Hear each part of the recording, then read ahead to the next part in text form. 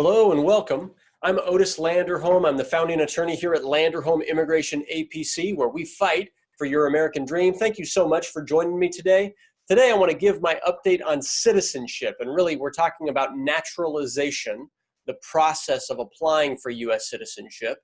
And so yeah, I want to just kind of say where citizenship cases are at here in 2020. So to do that, I'm going to share my screen, and I'm going to talk about the law, and I'm going to talk about the process to apply for citizenship.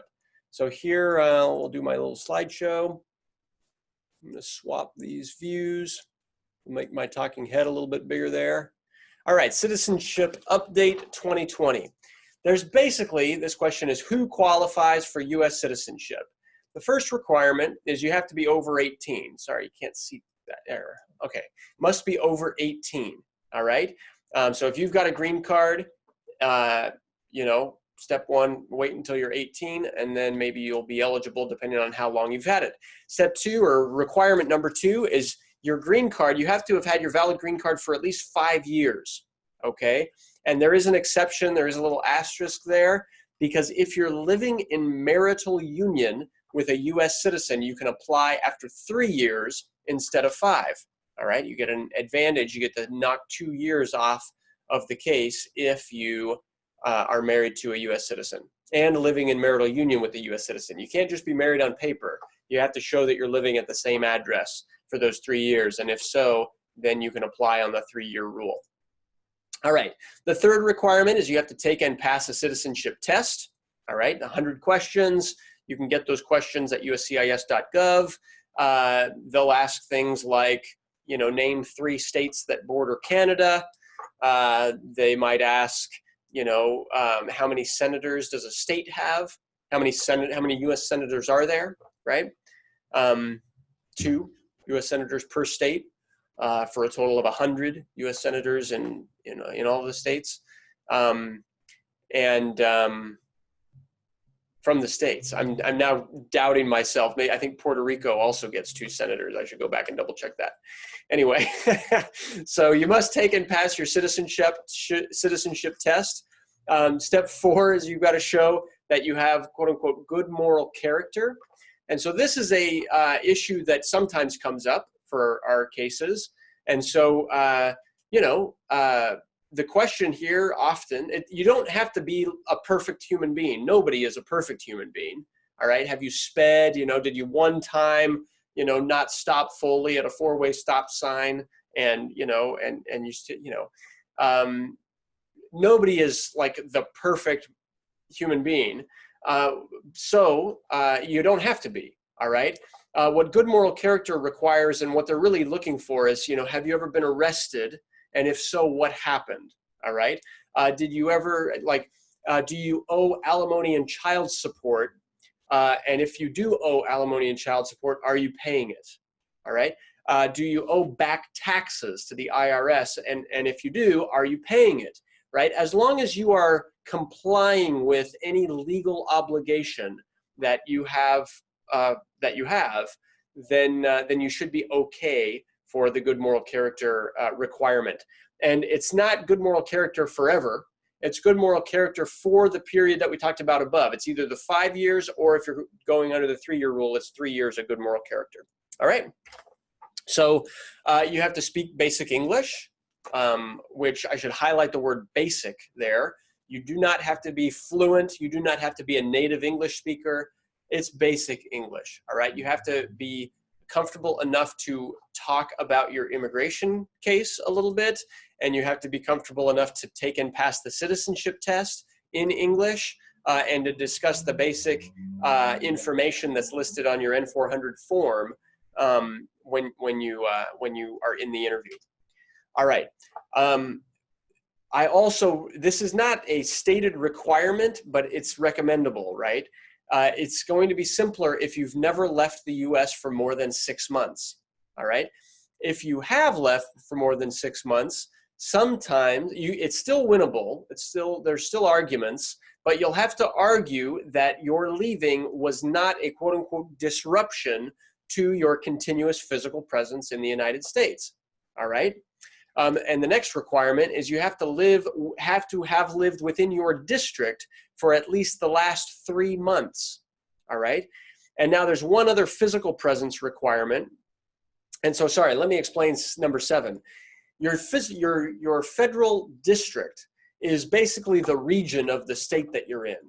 All right. So basically, have you moved a long distance at any time within the last 3 months? If so, you'll have to wait 3 months and then file in the venue of whatever citizenship place you're supposed to file your case per the instructions. All right.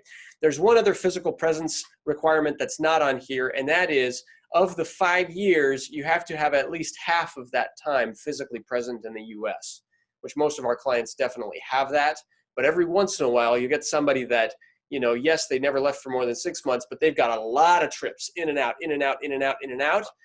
And if that's your situation, you might need to just slow down and hang tight and build up enough physical presence in the U.S. to file for citizenship. All right, and then the last one is you've got to be willing to swear loyalty to the United States, because after a citizenship process, they will have you swear in, and you'll take an oath ceremony, and then you'll officially become a U.S. citizen. All right, so this is who qualifies, the law on how to qualify for U.S. citizenship. Now I want to explain the process, all right? And so in our office, we start everything with a consultation, all right? And at the consultation, we'll go over these legal requirements and talk about any issues that there might be, all right? And ultimately, the goal of a consultation is to make a decision, right? Is this a good time to file citizenship? Is citizenship going to be a good service for you? Are you eligible for it, all right? So that's what we'll talk about in the consultation. Step 2 is the way our office works, right? After a consultation and after you've made a decision to hire our office, if that's what you want to do, then we would schedule what we call your legal strategy meeting. And in our office, a legal strategy meeting is you and your attorney and your assigned paralegal, and we all get together and we all get on the same page about, hey, what's the strategy here? What documents do we need from you? What forms do we need? What evidence do we need to put together to maximize our chances of winning this case, all right? And to make it as smooth as possible for everybody. All right, that's the goal of the legal strategy meeting. Step 3 is, okay, now we start doing the homework, right? And we know the strategy, so now let's implement the strategy. Let's get the documents that we need. Let's put together a declaration if we need one, if we need to explain any of these issues, right? And then step 4 is, after we build the case and we've got the forms and we've got the documents, right? Let's review it all, and then if it's good and when it's good, let's file it, all right? Once it's on file, we'll wait an unknown time for the interview, all right? And right now, current processing times, and they vary field office to field office. Right now, current processing times in San Francisco are listed at 17.5 months, all right? Which is crazy in my opinion. Back in the day, it would be 4 to 6 months, right? So here, it's over a year, it's almost 2 years of a process. And so to file for citizenship. And so there you go. And just so that I'm being clear, I'm doing this in September of 2020. So in September of 2020, they're taking 17.5 months. All right. Step 6 here is 30 days after your interview, you should get a response in the mail. And hopefully that response is a notice to go to an oath ceremony. All right. So if you're approved, you win, you get to go to the oath ceremony, and it's critical that you go to that ceremony, because no one becomes a U.S. citizen unless you're actually sworn in, like they were on the last slide that we just looked at, and they're sworn in as a U.S. citizen, and then they've won their case. If your case is denied for whatever reason, you can appeal that denial, or you can reapply at a later date, and hopefully you don't have to deal with that.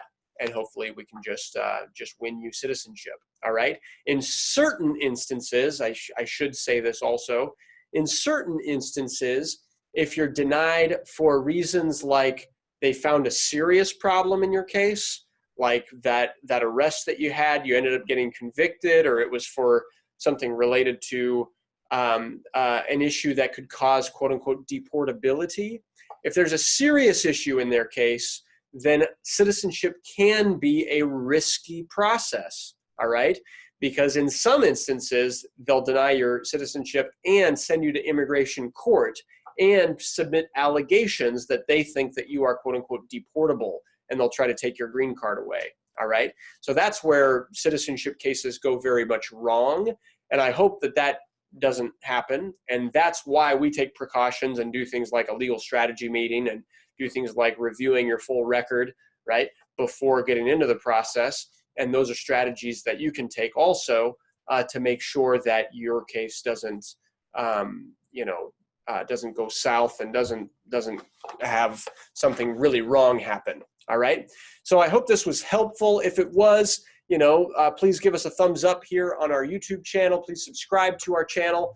If you have any questions about citizenship at all, please don't hesitate to pick up a phone and give us a call. All right. And thank you so much for being with me here today. Again, I'm Otis Landerholm, Landerholm Immigration, A.P.C, where we fight for your American dream. Thank you. Bye-bye.